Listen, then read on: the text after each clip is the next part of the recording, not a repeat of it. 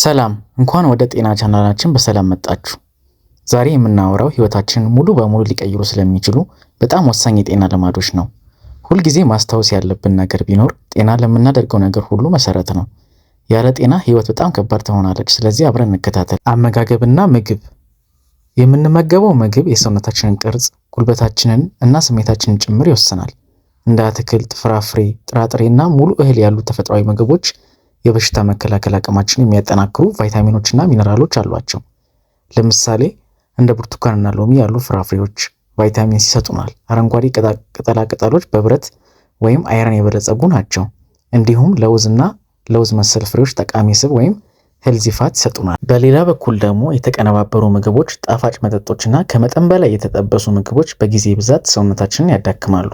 ይበልጥ ጠንካራና ጉልበት እንዳሉት እንዲሰሙት ከፈለጉ በዕለታዊ ምግብ ውስጥ ተፈጥሯዊ ምግቦችን በማካተት ይጀምሩ። ለውጡን በትንሹ መጀመር ይቻላል። ለምሳሌ ለስላሳ መጠጥን በውሃ መተካት ወይም በምሳው ላይ ሰላጣ መጨመር ትልቅ ልዩነት ያመጣል።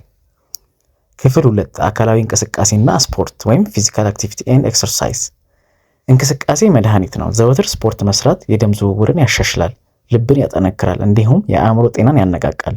ንቁ ሆኖ ለመቆየት የግድ የጂም አባል መሆን አያስፈልጎትም። በቀን ለ30 ደቂቃ ያህል በእግር መጓዝ፣ ቤት ውስጥ ሰውነትን መዘርጋት ወይም ስትሬቺንግ ወይም እንደ ፑሽአፕ እና ስኳት ያሉ ቀላል የሰውነት ክብደት እንቅስቃሴዎችን ማድረግ ሰውነትዎን ጤናማ ያደርገዋል። ስፖርት መስራት ውጥረትን ወይም ስትረስን ይቀንሳል፣ እንቅልፍን በደንብ እንዲወስድን ይረዳናል። ይህንን ለወደፊት ህይወቱን እንደሚሰጡ ስጦታ አድርገው ያስቡት። በትንሹ ጀምሩ፣ ሳያቋርጡ ይቀጥሉ። በጥቂት ሳምንታት ውስጥ ጥቅሙን ማየት ይጀምራሉ። ክፍል 3 እንቅልፍና እረፍት ወይም ስሊፕ ኤንድ ሬስት። እንቅልፍ የቅንጦት ሳይሆን የሰውነት ፍላጎት ነው። እኛ ስንተኛ ሰውነታችን ራሱን ይጠግናል፣ አእምሯችን ደግሞ ትውስታዎችንና ስሜቶችን ያደራጃል። ትልልቅ ሰዎች በየቀኑ ከ7 እስከ 8 ሰዓት ጥራት ያለው እንቅልፍ ማግኘት አለባቸው።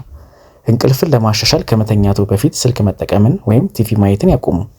ሰላማዊ አካባቢ ይፍጠሩ፣ መብራቱን ያደብዝዙ፣ መጽሐፍ ያንብቡ ወይም ረጋ ያሉ ያተነፋፈስ ልምዶችን ያድርጉ።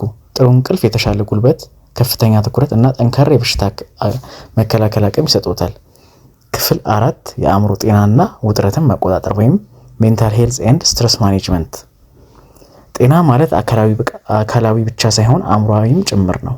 ውጥረት፣ ጭንቀት እና አሉታዊ ሀሳቦችን ጤናዎችን ሊጎዱ ይችላሉ። በመጨረሻም ማስታወስ ያለብን ጤና በአንድ ጀንበር የሚገነባ ሳይሆን የዕለት ተዕለት ምርጫችን ውጤት ነው። ዛሬ ያየናቸው 4 መሰረቶች በተግባር መዋል ይጀምሩ። ቪዲዮ ካስተማራችሁ ባካችሁ ሰብስክራይብ ማድረጋችሁ እንዳትረሱ።